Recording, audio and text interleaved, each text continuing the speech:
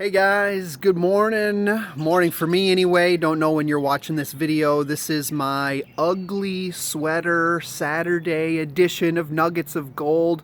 A little peek over my shoulder here to show you what I've been working on this week.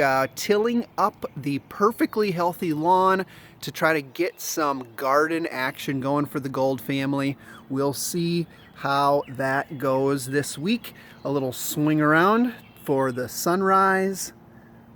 It's coming up, and we are set for a busy family day playing in the dirt today.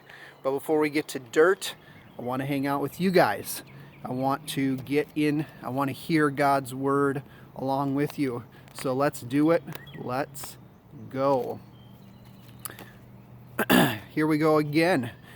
Proverbs 13 verse 4. Proverbs 13 verse 4, and I think I might have just cheated on our front half, back half of the packet. I think we were in the green section yesterday. We're going to roll with it. Proverbs 13 verse 4. The soul of the sluggard craves and gets nothing, while the soul of the diligent is richly supplied. Proverbs 13 verse 4, let's hear it again. The word sluggard here is talking about a person with lazy tendencies. The soul of the sluggard craves and gets nothing, while the soul of the diligent is richly supplied. Let's pause on that, think on that. All kinds of applications pop into my head. Let's see where it takes us. Let me be honest. The Proverbs on laziness haunted me greatly in my teens and my 20s. I love comfort. I love comfort. I used to love hitting the minimum bar possible through which I could look good or look like I had done the job. So the Proverbs on laziness always speared me, always kind of were a smelling salt under my nose, saying, come on, life is more than comfort. Life is more than the lowest bar. When we take the lazy route, it is always harmful. When we take the diligent working route, it is always beneficial. If I'm lazy physically over a long period of time, that harms my body. If I'm lazy spiritually over a long period of time, that harms my soul. If I'm lazy in my relationships over a long period of time, that harms my relationships. If I'm lazy in playing the roles for which God made me, I'm a husband, I'm a father, I have a particular job right now, I have particular skills right now.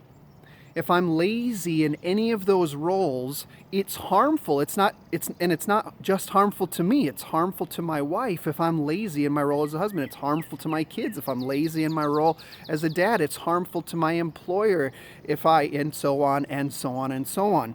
The soul of the sluggard craves and gets nothing. And in this case, it gets nothing of benefit. But the soul of the diligent is richly supplied. When we live not for the low line, or when we live not for the comfort level as our goal, is it wrong to rest? No. Is it wrong to let our bodies have times, hours, even days of peaceful Sabbath? Absolutely not. But the trajectory of our life, the rhythm of our life, the rhythm that God has built into our created order is to push, to work, to build, to improve. And through doing that, through using our lives, our skills, our relationships to grow, through doing the hard work to figure it out, we are blessed and fruit is born.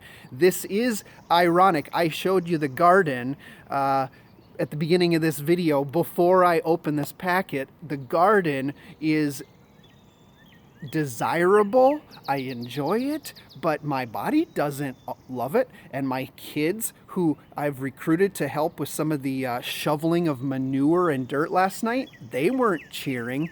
But when we push ourselves past sluggardness, past laziness, we are improving something. Fruit will come, whether it's out in the garden behind me or whether it is in my physical life or whether it's in my spiritual life. Friend, I encourage you, don't get nothing. That's what the verse says. The soul of the sluggard craves and gets nothing. Don't get nothing. Press in to what God has set before you. Learn more, press more, grow more, and be richly supplied by the fruit that God brings through it. This is a great verse for the weekend. What can you do? What steps can you take to keep on growing in the different areas of your life? We'll talk to you on Monday.